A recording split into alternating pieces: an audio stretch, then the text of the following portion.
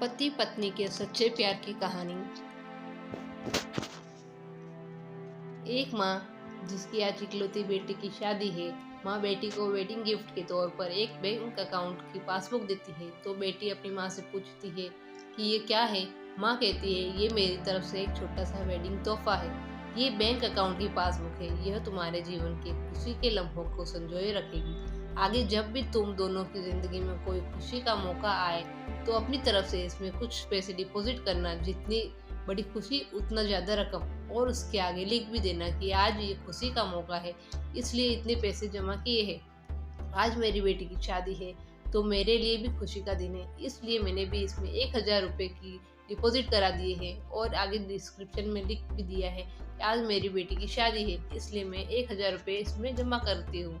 बेटी को अपनी माँ का यह दिया गिफ्ट बहुत प्यारा लगा। बेटी ने घर जाने के बाद जब यह बात अपने पति से कही तो पति को भी यह चीज़ बहुत अच्छी लगी और कहने लगा कि यह तो बहुत अच्छा तरीका है अपने जीवन की खुशी के लम्हों को फिर से याद करने का। दोनों अब इंतजार ही कर रहे थे कि अब इसमें अगला डिपॉजिट हो। दोनों नए नए बहाने ढूंढते थे पैसा जमा करने के। कभी कि आज हम बाहर खाना खाने इसीलिए 300 रुपये, आज पहली बार शॉपिंग करने गए इसलिए 500 रुपये, आज हस्बैंड का जन्मदिन है 800 रुपये, आज वाइफ का जन्मदिन है इसलिए 800 रुपये। ऐसा करते करते उसमें इंटरेस्ट भी बढ़ती गई और अमाउंट भी, और उसमें काफ़ी पैसे इकट्ठा हो गए थे। शादी को कई साल बीत जाने के बाद दोनों में कुछ दूरियां बढ़ने लगी। दोनों में छोटी मोटी नोक झोंक शुरू हो गई थी। फिर कुछ दिनों के बाद झगड़े होने लगे। दोनों ने बात करना छोड़ दिया और एक दूसरे से खुश नहीं रहते थे।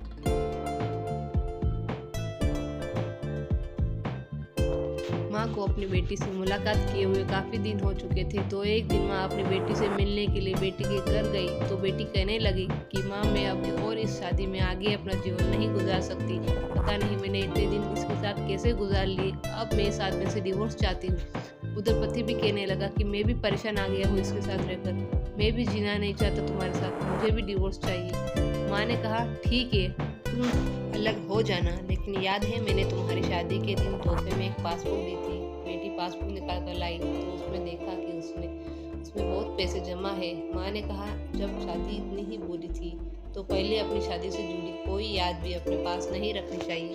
पहले इसमें जमा रकम को खर्च करना होगा, फिर तुम डिवोर्स ले सकते हो। दोनों ने कहा, ठीक है। और अगले ही दिन बेटी पासबुक लेकर बैंक जाती है। पैसे निकालने के लिए बैंक में पैसे निकालने वालों की लाइन लगी थी, तो बेटी भी लाइन में खड़ी हो गई। अब खड़े हुए काफ़ी देर हो गई थी। बेटी ने खड़े खड़े ही पासबुक खोली और देखने लगी कि इसमें कब कब पैसे जमा किए थे। बेटी देखते ही देखते उसे पता ही नहीं चला कि कब उसकी आंखें भर आई, अपने बीते लम्हों को याद करके जो उसने उसी पति के साथ बिताए थे जिससे वो आज डिवोर्स देने चली थी।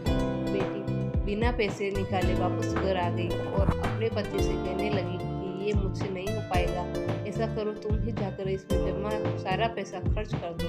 पति ने कहा, ठीक है। और पति बैंक गया, लाइन में खड़ा हो गया। उसकी नज़र भी पासबुक पर पड़ी, उन सारे खुशी के लम्हों पर पड़ी जो उसने अपनी उसी पत्नी के साथ बिताए थे जिसे वो तलाक देना चाहता है।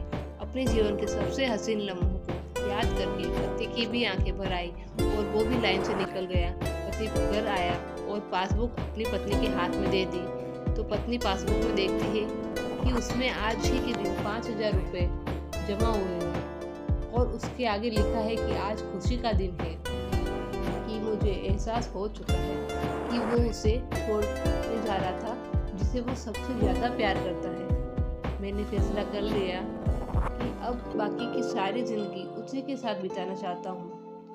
यह देखकर दोनों की आंखें भर आए और गले लगकर खूब रोए और प्रॉमिस भी किया कि अब वो कभी नहीं लड़ेंगे। यह कहानी उन सभी के लिए है जिनके रिश्तों के बीच में दूरियां आ गई हैं और वो पहले आपस में बहुत प्यार करते थे, लेकिन अब वो एक दूसरे के साथ रहना पसंद नहीं करते।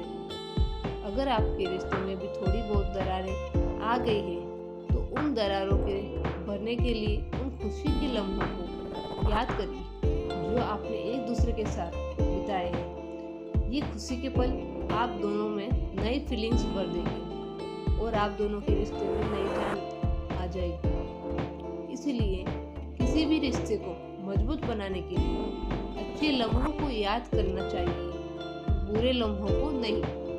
धन्यवाद दोस्तों। अगर आपको ये कहानी अच्छी लगी तो please like, share and comment कीजिए और सब्सक्राइब भी ज़रूर कीजिए।